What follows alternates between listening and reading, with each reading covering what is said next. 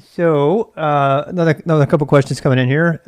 So how can I find a mentor? I've been people know I've been mentoring off and on, mostly on for the last 8 years. I started a business doing it, SkillStack, which is now morphing into a learning game. That's another video. I'll talk about that later. But so SkillStack, Learn to Code, Save the World would become a game where you learn how to code, as opposed to my business doing mentoring. And all my mentoring is now under RWX GG and RWX Rob Live, and this is here. So the reason that this is coming up is because somebody asked, preface to this, what's up with your mentoring? Are you still doing it? And the answer to that is no, I haven't been private mentoring for a while. I'm now working full time again, which takes every ounce of mental energy from me. So the good news is that you guys get nice condensed videos that are on point because I don't have much energy besides that to just, wander around the topic like I have done in previous videos.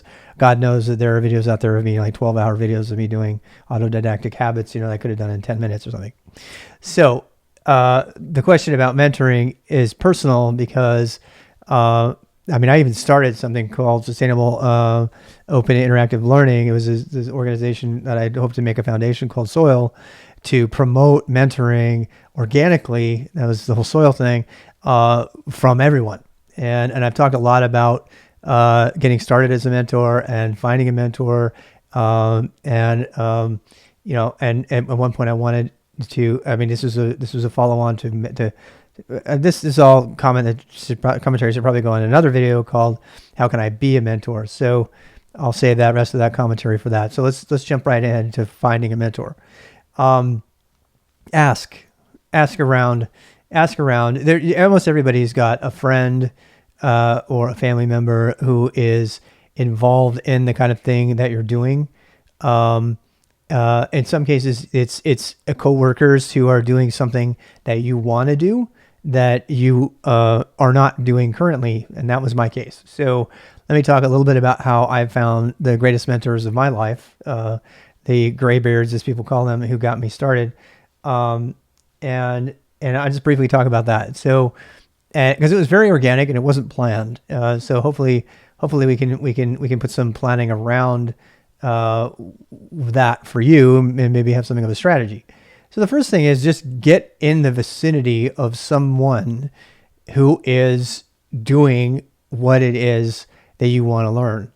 That implies that you know what it is what you want to learn. So there's a bunch of soul searching and discovery that has to happen before you go out searching for a mentor. That's another video. Go find it. This is not about that. This is assuming you know what you generally want to do and what kind of industry you're going to do it in and the sort of activities you want to do per day. If you don't know that, stop your look for searching for a mentor and do that. Unless you're looking for like a life guru who's going to help you and make those decisions about what you should do with your life, in which case it's not really a mentor. That's kind of a life coach or something. It's different. Right. So, and who knows, you might need one of those. And I think I've inadvertently been that for a number of people, but I never set out to be that for anyone.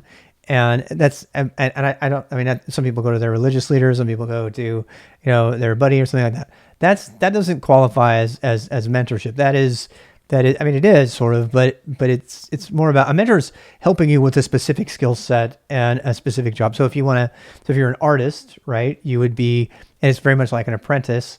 You're the Padawan and you're looking for someone to guide you. You've got these skills. I love the Star Wars. I'm kind of upset about what they did with Star Wars, but the idea of a Padawan and a Master Jedi works really well because there's a couple of moments even when Rey she's like, I've got this thing inside me and I can't control it and it scares me, right? So she's got this power. And she knows that that's what she wants to do and that she needs to do something with it. She's feeling a calling to do it, but she doesn't know how to shape it into a disciplined, organized approach. That is someone ready to look for a mentor. That means that you have done enough exploration with the things that you enjoy. You've dabbled in hacking, or you've dabbled in coding, or you've dabbled in network engineering, or you're soldering together your own electronics or something. And you've got this inner drive to do this thing. Gabe comes to mind, one of the people that I mentored for a very long time.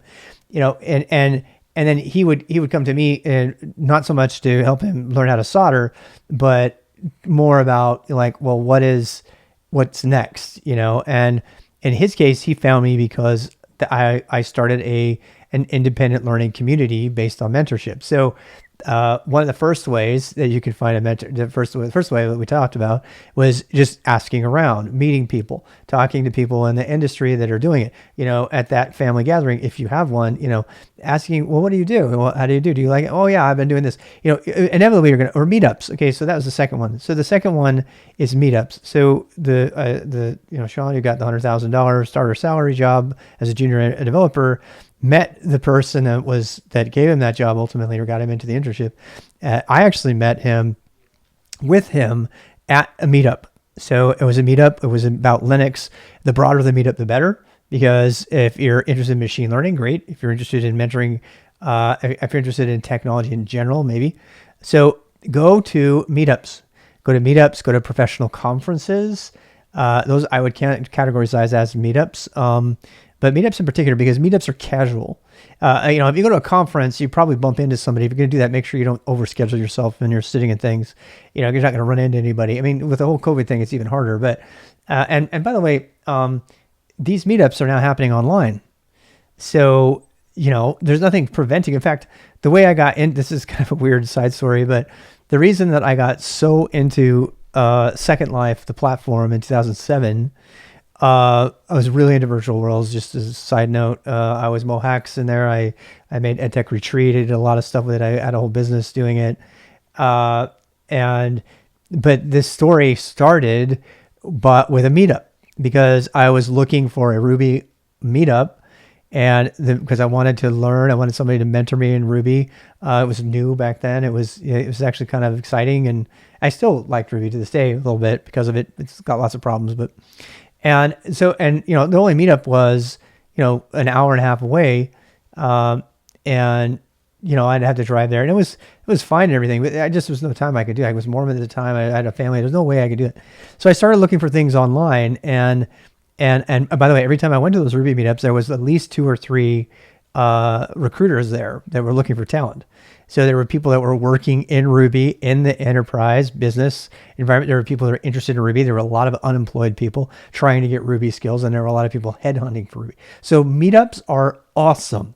If you're not going to a meetup regularly or some equivalent, it's really going to be hard for you to network and make contacts with somebody you can mentor with. You might have them in your family, but it's more likely that you're gonna find them in a meetup. So the way the Second Life story ends is, I ended up finding so the reason I got into Second Life is because IBM had it on their main page. They were big into virtual worlds. They bought like 50 islands and everything, and they were setting up IBM Central University and school and everything. And so I was like, fine, let's go check out what this is. The whole world was virtual worlds crazy, and I went in, and sure enough, I searched Ruby meetup right away.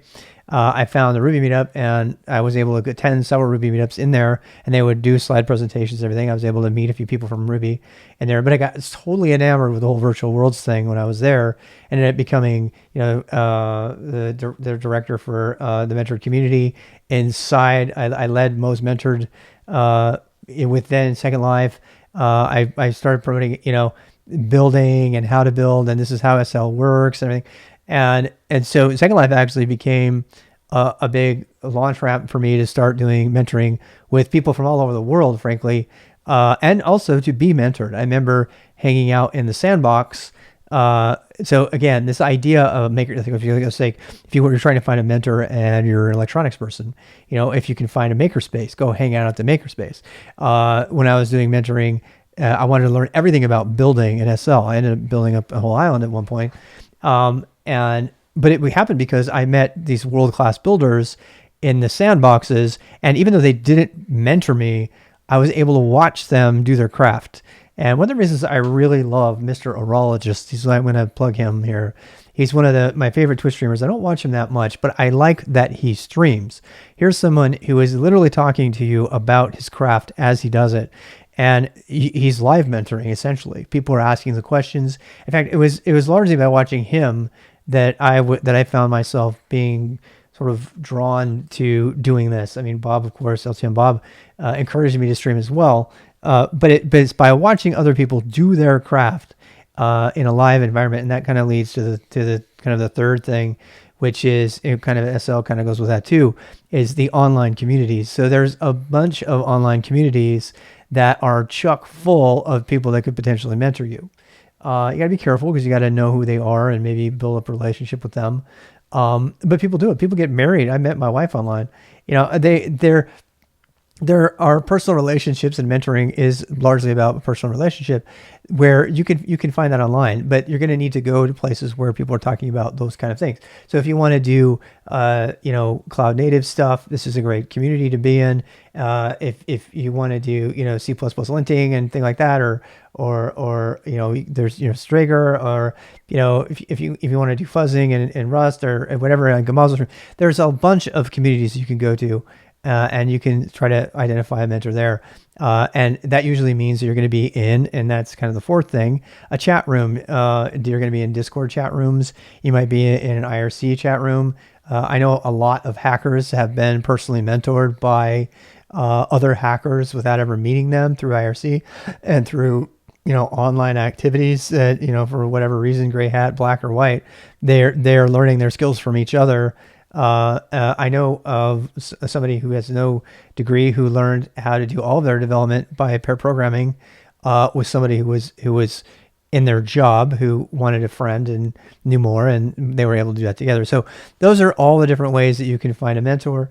Bottom line, it's like go someplace informal that has a community of people that are doing the thing that you now know you want to do.